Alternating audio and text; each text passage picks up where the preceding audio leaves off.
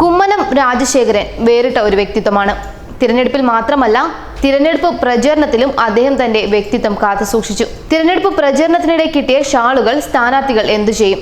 അതാണിപ്പോൾ ചോദ്യം. അലക്ഷ്യമായി വലിച്ചെറിയുകയോ കൂട്ടിയിടുകയാണ് സാധാരണയായി ചെയ്യുന്നത്. എന്നാൽ തിരുവനന്തപുരത്തെ NDA സ്ഥാനാർത്ഥി കുമ്മനം രാജശേഖരൻ അങ്ങനെയല്ല ചെയ്തത്. സ്വീകരണ യോഗങ്ങളിൽ തനിക്ക് കിട്ടിയ ഷാളുകൾ കൊണ്ട് തുണിബാഗുകൾ നിർമ്മിക്കാനാണ് കുമ്മനം ലക്ഷ്യമിടുന്നത്. ഇതിനായി സ്വയം സഹായ സംഘങ്ങളെയും BMSന്റെ തയ്യൽ തൊഴിലാളികളെയും ചുമതലപ്പെടുത്തി കഴിഞ്ഞു. കിട്ടിയ ഷാളുകൾ ഉടൻ അവർക്ക് കൈമാറും. ആയിരക്കണക്കിന് സ്വീകരണങ്ങളാണ് തിരഞ്ഞെടുപ്പ് കാലത്ത് കുമ്മനത്തിന് എങ്ങും ലഭിച്ചത്. അതിൽ നിന്ന് ഏകദേശം 1 ലക്ഷത്തോളം ഷാളുകളും കിട്ടിയിട്ടുണ്ട്.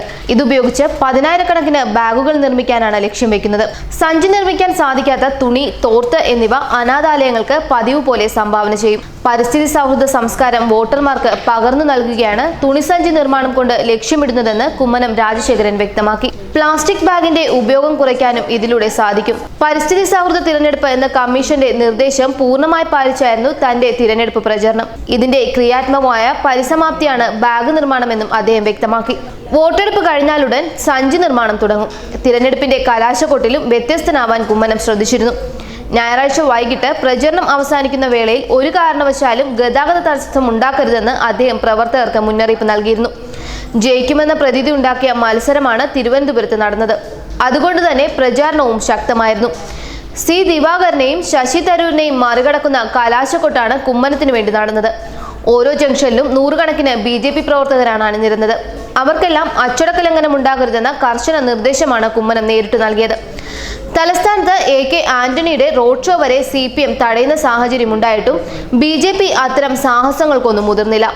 ലഭിക്കാൻ സാധ്യതയുള്ള വോട്ടുകൾ ഇല്ലാതാക്കാൻ അവർ തയ്യാറായിരുന്നില്ല എന്നതാണ് സത്യം. ജനങ്ങളെ ഉപദ്രവിച്ചാൽ അവർ മറിച്ചൊരു തീരുമാനമെടുക്കുമെന്ന് പ്രവർത്തകർക്ക് അറിയാമായിരുന്നു. പ്രവർത്തകർ തീർത്തും ആത്മവിശ്വാസത്തിലാണ്.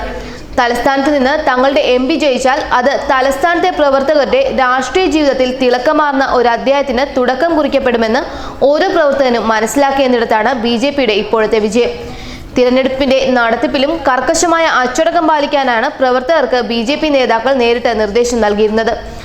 BJPയും CPMഉം ഒരേ ശൈലിയിൽ പ്രവർത്തിക്കുന്ന പാർട്ടികളാണെന്ന ധാരണ തിരുത്താനാണ് ഇവരുടെ നീക്കം. കുമ്മനത്തെ പോലുള്ള മുതിർന്ന നേതാക്കളാണ് അച്ചടക്ക സംരക്ഷണത്തിന് രംഗത്തുള്ളത്. ന്യൂസ് ഡെസ്ക് മലയാളി വാർത്ത.